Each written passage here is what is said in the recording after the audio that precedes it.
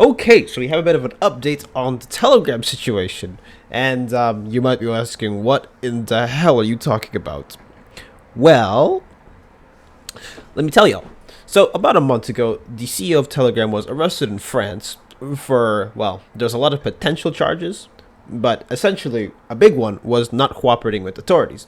Because, as you guys know, Telegram, I would say it's a cesspool, but there's a lot of scams and stuff that goes on Telegram. I mean, there's the one time where, Boogie2988 ran a scam on there. There's the amount of let me put that in quotations, job offers that people be getting on this platform.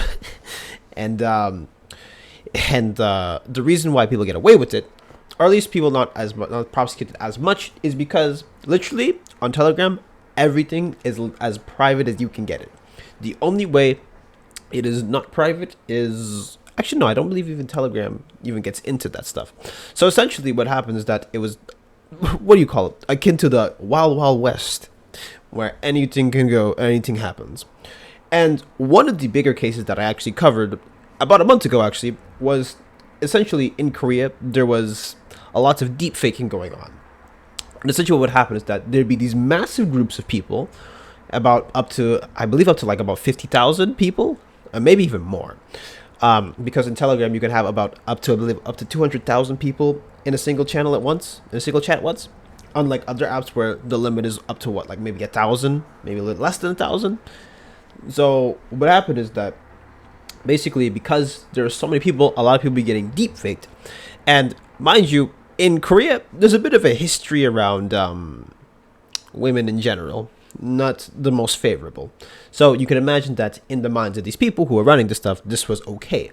When in fact, even Korea had to come down on it and be like, yeah, we're going to be tightening our laws around deep faking and all that. Because with deep faking, even though it's not you, someone can put their face or your face onto something that's not you, but people can see it as you, and it's very embarrassing and very illegal. But anyways, that was the big case. And so people were asking, like, hey, how come Telegram's not being held accountable for this stuff? And it's like, well, as because they're hosting it. So it's just like, very, how do we put it? Very serious case all around. And mind you, there's other stuff that goes on in Telegram, okay? There's stuff like, people having like news channels, because essentially on mainstream news, sometimes certain stories won't get posted, or even online stuff will be getting taken down. So what people would do is on Telegram, they would just post this stuff because, there's no restriction. And so a big question about it is like, if Telegram goes all in on, say, being not private, what could possibly happen to people who have opposite opinions? So that's a big question, but we'll talk about that a bit later. For now, let's get into the main story at hand. So here I have an article from the BBC where it says here, Telegram will now provide some user data to authorities. The messaging app Telegram has said it will hand over users' IP addresses and phone numbers to authorities who have search warrants or other valid legal requests. The charge to its terms of service and privacy policy should discourage criminals, CEO Pavel Durov said in a Telegram post on Monday. While 99.999% of Telegram users have nothing to do with crime, the 0.001% involved in illicit activities create a bad image for the entire platform, putting the interests of our almost billion users at risk, he continued. The announcement marks a significant reversal for Mr. Durov, the platform's Russian-born co-founder, who was detained by French authorities last month at an airport just north of Paris. Days later, prosecutors there were charged him with enabling activity on the platform. Allegations against him include complicity in spreading child abuse images and trafficking of drugs. He was also charged with failing to comply with law enforcement, as I've mentioned beforehand. Mr. Durov, who has denied the charges, lashed out at authorities shortly after his arrest, saying that holding him responsible for crimes committed by third parties on platforms was both surprising and misguided. Critics say Telegram has become a hotbed of misinformation, cheese pizza, and terror-related content, partly because of a feature that allows groups to have up to 200,000 members. Meta-owned WhatsApp, by contrast, limits the size of groups to 1,000. Telegram was scrutinized last month for hosting far-right channels that contributed to violence in English cities. Earlier this week, Ukraine banned the app on state-issued devices in a bid to minimize threats posed by Russia. The threats the arrest of the 39-year-old chief executive has sparked debate about the future of free speech protections on the internet. After Durov's detention, many people began to question whether Telegram was actually a safe place for political dissidents, according to John Scott Railton, senior researcher at the University of Toronto's Citizen Lab. He says this latest policy change is already being greeted with even more alarm in many communities. Okay, so now that we have a better picture of what's going down, the question on everybody's mind, at least the question for me especially, is like, what kind of precedent will this set in the future? And all right, I'm going to go into a bit of speculation, so do not take what I'm going to say as facts. So what I think happened, and probably what most likely happened, is that when he got detained, he was probably given a deal. Either option A, make Telegram, public and not public, but give the IP addresses to the authorities, and you get some time off, or you get to be free, or you don't do it and you get maybe, 20 years or something in jail. So obviously he took the first way out. Of course, I don't know this, but that's likely what happened, at least in my opinion. But anyways, moving on from speculation, like I said, the question is like, what does it say for free speech? And free speech is a very tricky subject to tackle. And here's why it's tricky. Because it's the idea of like, you should be able to say whatever the hell you want, whatever you want. However, sometimes when you say certain stuff, it's like you get scrutinized for it. And let me tell you what, my stance is pretty simple, okay? You can say whatever the hell you want. However, if you're promoting stuff like acts of violence or promoting illegal activity, that's when I'm just like, yeah, I don't know. Because to me, freedom of speech is not freedom of consequences. So hey, if you want to go around and chant slurs all day, go ahead and chant. But if somebody smacks you for chanting, yeah, you kind of deserve that. You see what I mean? And so in a case like this, a lot of people will be asking like, well, what about like other sides of the coin or whatever? Because if you do notice, like a lot of media does get censored out. And to me, I'm not the biggest fan of it, just because you kind of want to have a diversity of opinions so that you know exactly how to fight the opinions that you are against.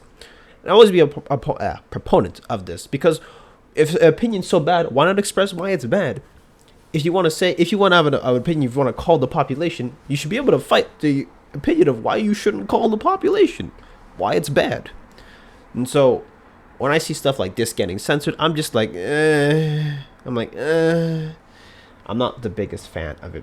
However, as well for this case, I will also mention that Telegram's moderation was pretty garbage beforehand of getting rid of this stuff. And even in this article, actually, if you read further down, even says here, like, cyber security experts say that while Telegram has removed some groups in the past, it has a far weaker system of moderating extremist and illegal content than competing social media companies and messenger apps. Yeah, it's pretty bad. Because like I said, if people can get away with a whole ring of, deep faking people, imagine what else is going on. And just to really put in perspective, a lot of criminals, okay, a good chunk of them, use these apps because it's very convenient. And I know another one's like Signal or something. Like, yeah, a lot of the stuff is very convenient. You can just, punch in whenever you got to do your stuff, and that's it. And so most criminals don't have like a huge network that they have to go through. It's like, no, if I want to call up my drug dealer, let me just get his Telegram or whatever other app he's using or whatever burner phone he's on. So, yeah, you see what I mean? And even you'll see some cases where like the FBI will literally set up like fake websites to take down like large criminals at a time. And so it's tough, but to be honest with you, all right, if you're someone who says I need 100% privacy, unfortunately for you, that will never happen, right? As long as you have a phone, okay, as long as you have any form of a device, you will be tracked. Now, I don't care what they tell you. They literally admitted one company admitted that they used to listen to people to target advertisements for them. You see how insane that is? And by the way, you need your phone to communicate. Even if you have a landline, guess what? Your landline is traceable. Hell, if you have burner phones, there's something that could be traced. So there's never such thing as 100% privacy. Maybe if you want to like reduce chances, you can use stuff like, VPNs, ad blockers, stuff like that, because those will, keep malicious ads and stuff like that out of the way.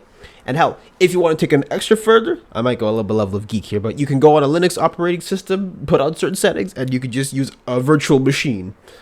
There's your privacy setting. Of course, to run that, it's a bit more expensive, but you get the point. And so what I'm saying is that the average person is not going to do that. And guess what? Criminals are not your super masterminds. They will take a convenient way out, especially the guy who's just looking to get a little hit. So, yeah. But to me, any form of legal activity getting taken down is, yeah, I would say I'm in favor. There's no reason not to be. And the fact that, at least when I was covering this at the time, he was very like reluctant to give out this kind of stuff. It's like, the question is, what kind of secrets are you harboring? So, take it or leave it.